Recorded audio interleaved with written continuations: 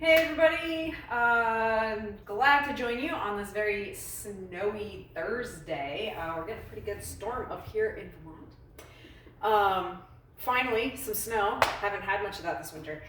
But anyway, so today is question of the week day, and I wanted to talk about something that someone recently asked me, which was how to connect with your glutes.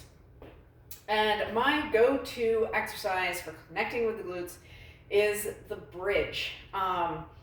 And not just doing, you could just do a bridge, but oftentimes if people have a hard time connecting with their glutes, which a lot of people do because even though our glute muscles are actually the largest muscles, the strongest muscles in the human body, and they actually are kind of part of what make us human, along with our opposable thumbs.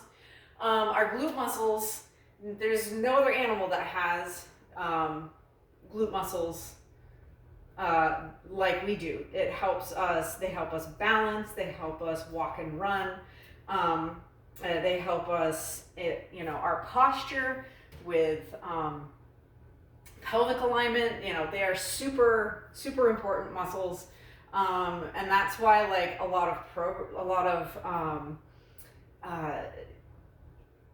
there's books that devote whole chapters to the glute muscles. It's its own kind of thing because it's so important for human movement. So anyway, and what happens is we sit on them a lot instead of using them for what they're supposed to be used for, which is movement.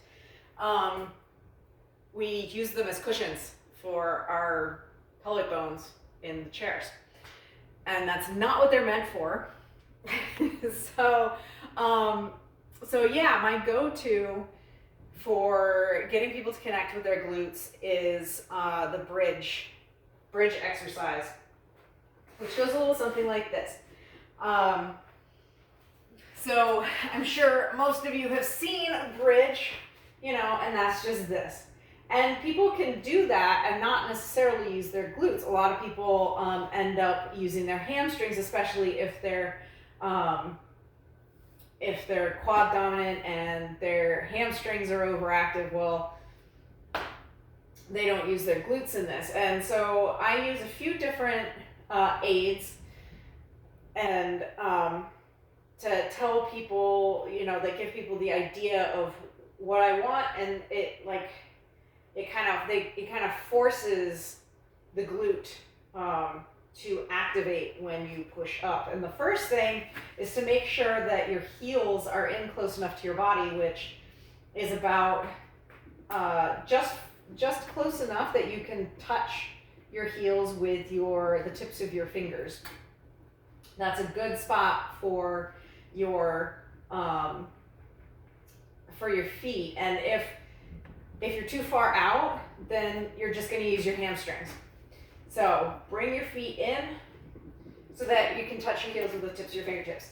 The next cue I give people is to press their back against the floor, because you can notice as I'm laying here, there's kind of a natural arch in my back. And before you press up, flatten your lower back against the floor. And what that does is it kind of takes the hip flexors out of it. It forces the pelvis out of an anterior tilt. And then as you're pushing up, third cue that I tell people is, instead of pushing, with the whole foot or more with the toes, think about pushing with your heels. And that one especially is one that people go, oh, that's it. And it just automatically makes their glutes squeeze together. So that is my go-to for helping people connect. There are other exercises you can do. Hip thrusts are a great one. There's some things you can do with bands. And you can even foam roll to, kind of wake them up a little bit, get some blood flowing to them, to help, facilitate connection. So anyway, I hope you enjoyed this video. I hope it helps. Caesar's here. He's in his hut. He's just waking up now.